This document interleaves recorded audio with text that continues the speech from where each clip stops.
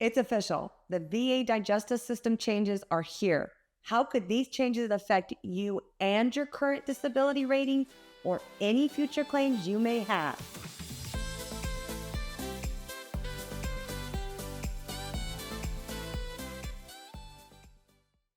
Hi everyone, it's Stephanie with VA Claims, Veterans Helping Veterans. So there are a lot of changes to the 38 CFR digestive system that will take effect May 19th. However, I want to focus on three of them: GERD, IBS, and hemorrhoids. So let's get into it right away and talk about the first one, GERD. As you can see, the VA has created a new diagnostic code 7206 for GERD. This now removes GERD from being combined under diagnostic code 7346. It allows for GERD to be rated separately. The second change is the rating percentages. The previous percentages were 60, 30, and 10. Now they're 80, 50, 30, 10, and 0. Keep in mind, the new criteria for the new percentages requires more objective type findings than in the existing criteria. Next, let's talk about irritable bowel syndrome, also known as IBS. While IBS remains under diagnostic code 7319, the rating percentages have changed to 30, 20, and 10 from the previous rating percentages of 30, 10, and 0. And the big news here is both GERD and IBS are now allowed to be rated separately. And finally, let's talk about the hemorrhoids. While hemorrhoids remain under diagnostic code 7336, the percentages have changed to 20 and 10. There is no longer a 0%.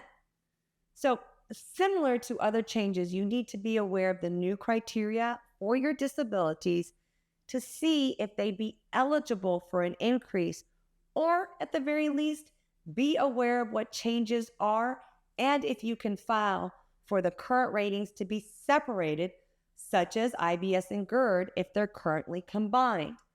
Veterans who would want to be considered under both the old and the new could put an intent to file now, also known as an ITF, and then file the claims after the changes. I have a great video on how to file an ITF, so be sure to check that out.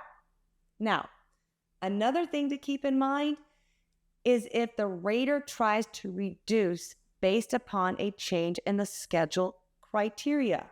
There are protections under the 38 CFR 3.951, precluding the VA from doing so. Unfortunately, this does happen from time to time if the rater is not paying attention to how the prior evaluation was assigned. Let's take a look at the 38 CFR 3.951. The preservation of disability ratings does protect the rating from being reduced, so long as there is not an actual improvement based on medical evidence or the disability has been continuously rated for over 20 years, with the exception of fraud. All right, so back to the ITF I was talking about earlier. If you are already service-connected and you believe you are entitled to a higher evaluation under the current criteria, but would also like to be considered under the new criteria, then file the ITF prior to May 19th, because the VA will be forced to get the Disability Benefits Questionnaire, also known as a DBQ, information for both. If you would like to only be considered under the new criteria, then file the claim after May 19th.